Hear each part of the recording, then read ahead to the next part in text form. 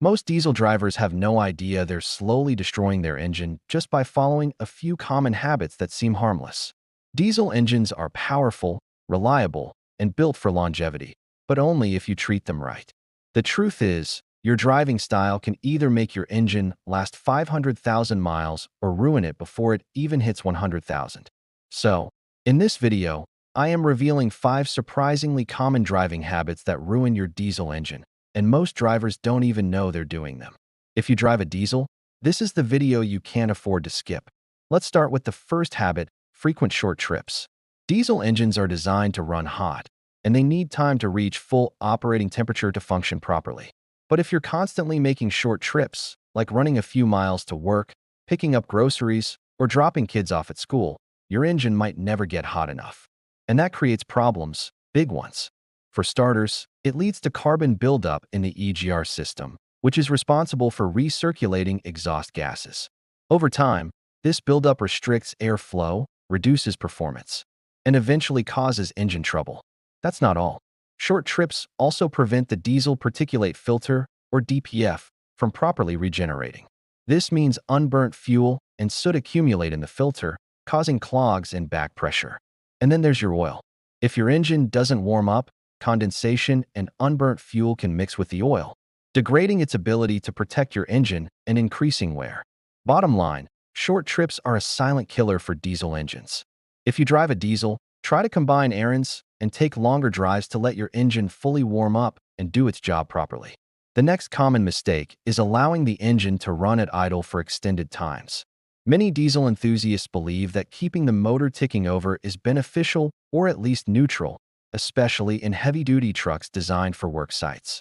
In practice, though, lengthy idling sessions cause more harm than good. At low revolutions, combustion becomes incomplete, generating higher levels of soot that coats pistons, valves, and fuel injectors, leading to faster degradation and loss of responsiveness. This excess soot also overloads the DPF, demanding more active cleanings and raising the risk of blockages or expensive part replacements. Perhaps most critically, during prolonged low-load operation, particularly from a cold start, unburned fuel can wash past the rings into the crankcase, thinning the oil and compromising its protective film on vital parts. Over time, this invites scoring, increased friction, and shortened engine life. The fix is straightforward. If you're parked for longer than a minute or two, turn the key off. Not only does this preserve your engine, but it also cuts unnecessary fuel waste. Moving on to habit number 3, one that's surprisingly prevalent: stretching oil change intervals too far.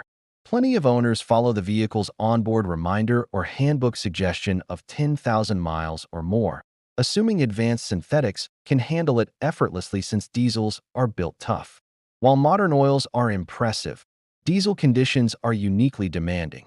They generate abundant soot from high compression, deal with blow-by from emission controls, and face potential dilution challenges.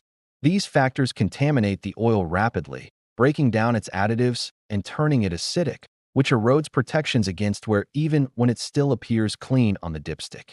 Waiting too long allows microscopic particles to abrade components silently.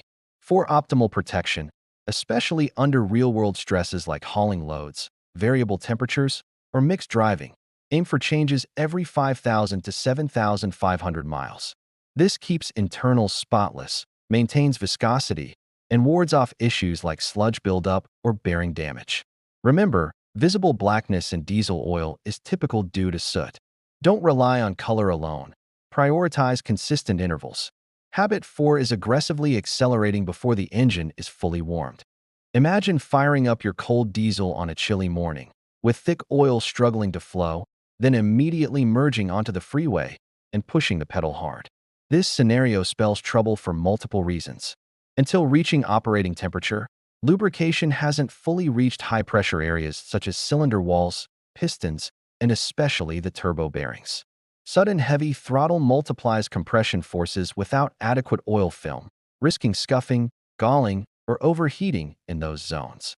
The turbocharger suffers most acutely, as its shaft spins at astronomical speeds and depends on steady oil supply for both lubrication and cooling.